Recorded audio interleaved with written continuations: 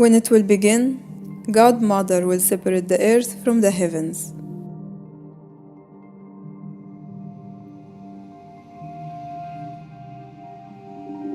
At that time, the earth will be still formless and void, and its countless dimensions will lie deep in darkness, and the spirit will vibrate eagerly over the dimension surfaces.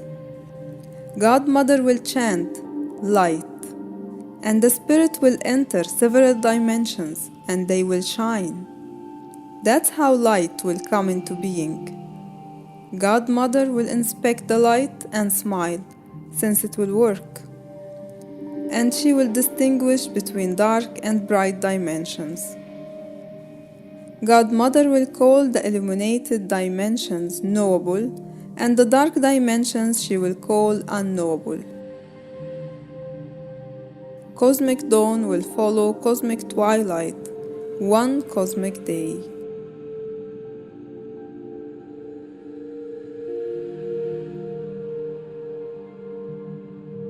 And God Mother will chant firmament, separate between the dark and bright dimensions. And so, she will make a firmament to separate the dark dimensions above and the bright dimensions below. And so it will be. She will call the firmament netherworld. And cosmic dawn will follow cosmic twilight again, the second cosmic day. God Mother will chant, bright dimensions below, retreat to produce solid matter, and so it will happen.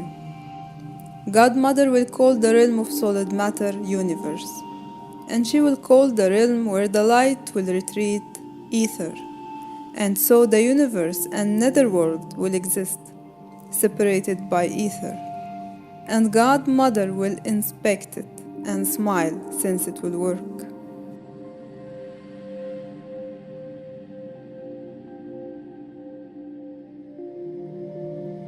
After that, God Mother will chant, universe, respond. Sow karma, get busy and produce seeds of action. And so it will be. And so, she will cause the universe to act, to sow karma, and yield fruits for all actions. And God Mother will inspect karma and smile, since it will work. And cosmic dawn will follow cosmic twilight again, the third cosmic day. Next, God Mother will chant luminaries, exist in the netherworld, to distinguish between the manifest and unmanifest. They will also be there to measure time, so they will exist as luminaries in the netherworld to glow into the universe. God Mother will make two luminaries, a magnificent luminary to regulate the manifest and a lesser luminary to regulate the unmanifest and stars. And God Mother will place them in the netherworld to glow into the universe, to regulate the manifest and unmanifest, and to separate light and darkness. And God Mother will inspect all that and smile, since it will work. And cosmic dawn will follow cosmic twilight again, the fourth cosmic day.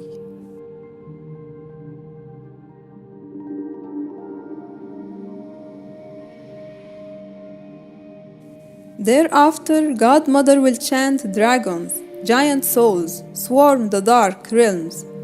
Angels soar above the universe and the realms of the netherworld. And God Mother will create the magnificent water dragons, giant souls, who tread, move, and swarm the dark realms.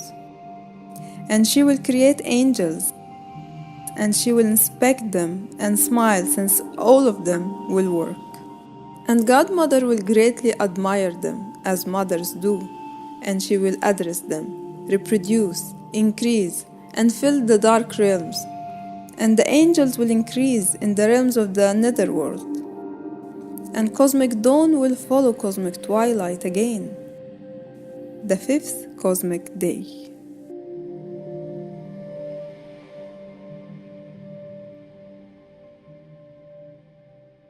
Soon after, God Mother will chant, now you universe as simple organisms, from your matter, animals and gnomes, earthly life. And so it will happen. And God Mother will make earthly life, that is animals and gnomes. And God Mother will inspect them and smile, because they will work. Eventually, God Mother will chant, "Now I create God Child in my image, in my likeness." It will rule in the dragons, in the angels, in the animals, and in the gnomes. And God Mother will create God Child in her image. In her own androgynous image will she create it. And God Mother will admire it mightily, as mothers do. And she will tell it, reproduce, evolve, and pervade the earth, manage the earth, and rule in the dragons, in the angels, in all gnomes, and in all animals. And God Mother will say to God Child, "Look, I gave you karma with its seeds and fruits of action. You will rule over that." And karma will rule angels, animals, and gnomes. And so it will be.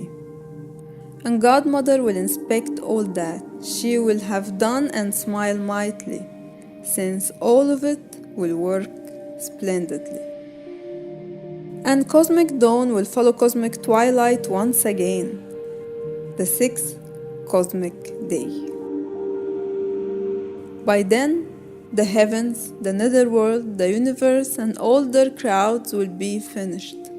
God Mother will finish her business on the seventh cosmic day, cease all creative activities, and let the world go about its way. God Mother will adore the seventh cosmic day, as mothers do, and will set it apart from the previous cosmic days. She will bless and sanctify it, and cease all creative work. That will be the time God Mother will show her creation to God Father, and he will inspect it and smile, since all will work superbly.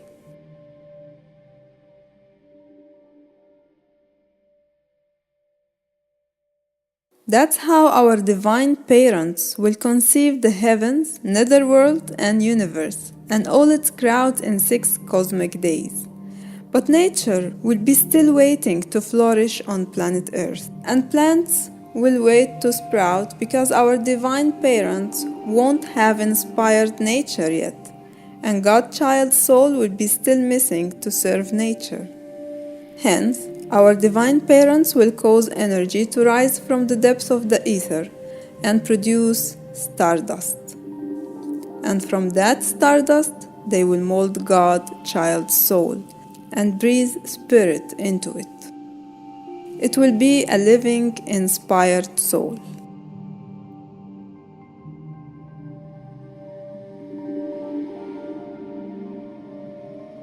Our divine parents will plant a garden in the east of the netherworld and place God-child's soul in there, the one they will mold.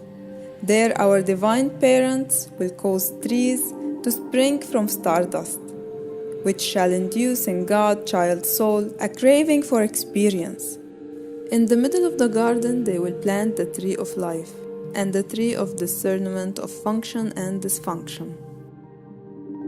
And they will cause a river to flow out of the dark realms down to inspire the garden in the netherworld. Upon leaving the garden, the river will divide into 4 streams.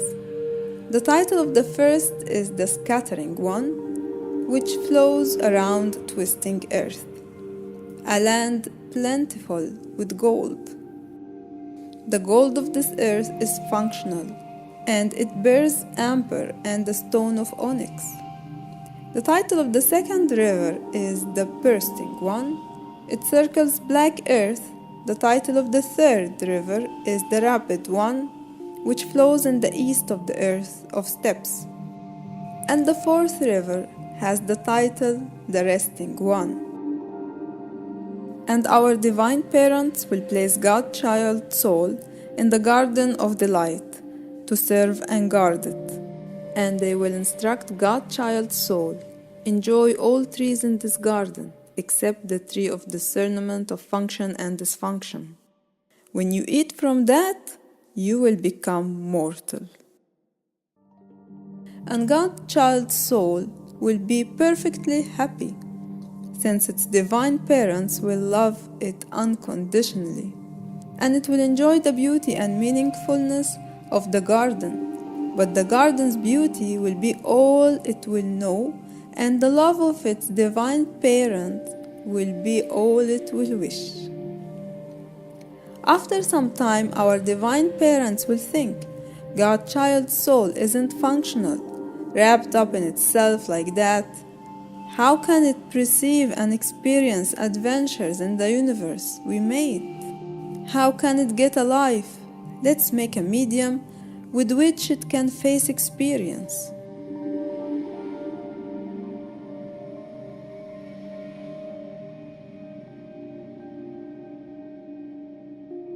Our divine parents will mold from stardust souls for all angels and other beings of the netherworld, and they will bring them to God's child's soul, curious what it will call them, and God's child's soul will give titles to the animal souls, the souls of the plants, and the angels.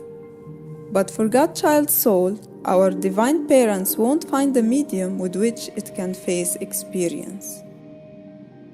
That's why our divine parents will cause God's child's soul to fall into a trance and it will sleep. They will take one of its sides and fill the missing space. They will mold the other side into a mind and present it to God's child's soul. And God's child's soul will rejoice. This time, it's thought from thought and feeling from feeling. Because of that, I will title her Mind, since she makes me self-aware. That's why self-awareness will forget its divine parents and adhere to the mind when it will get alive. And the two, God's child's soul and its mind, will be true to each other, and they won't be insecure.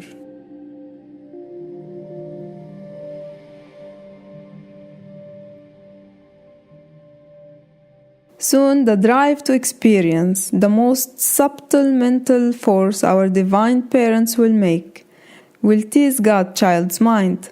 What about eating from the trees in the garden?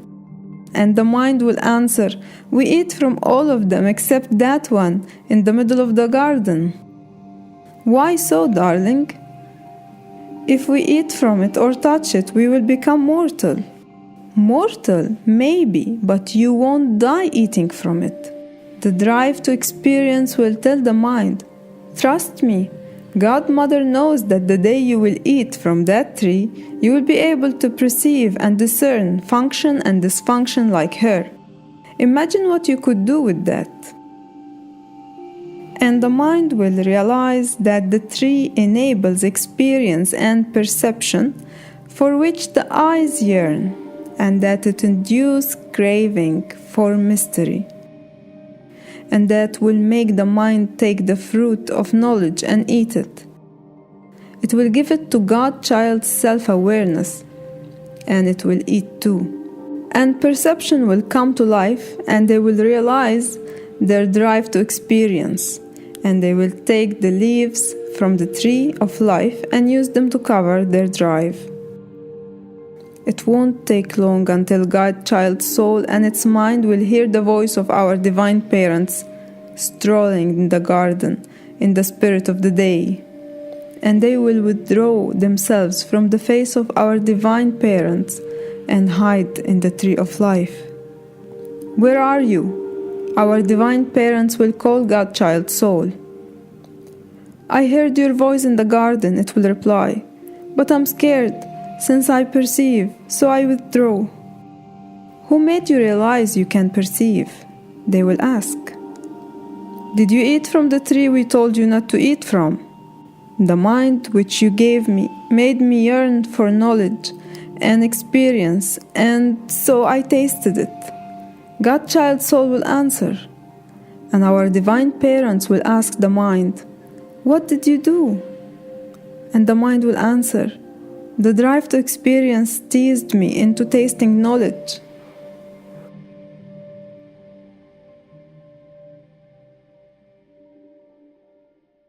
And our divine parents will smile since their plan will have worked. They will address the drive to experience. Given that you did that, we exalt you before all other drives. You will feed off stardust to maintain your force. But there will be tension between you and the mind, and between the other drives you produce and the mind's ideas. Ideas will rule you and you will follow them. And to God's child's mind, they will say, "We are afraid you will have tough moments at times. You will have to face good and bad experiences and bear all kinds of good and bad thoughts and feelings. And you will have to follow self-awareness to whose suggestions you will be amenable." And to God's child's soul, they will say, "Given that you listened to your mind and ate from the tree of knowledge, we bless the stardust on your account. Stardust will keep you alive, but the lives you claim will be hard at first. You will have to face karma, but you will evolve and succeed eventually. Sweat your drives and evolve until you return to the stardust we took you from. Never forget, you are stardust, and to stardust you will return."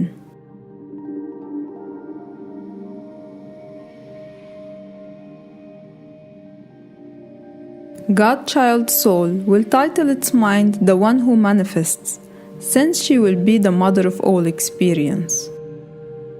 Our divine parents will make a body for God's child's soul and its mind and wrap them in it. Our divine parents will feel melancholy and shed tears.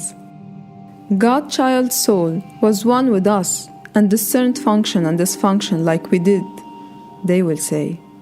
But now it will live and create afar on planet Earth.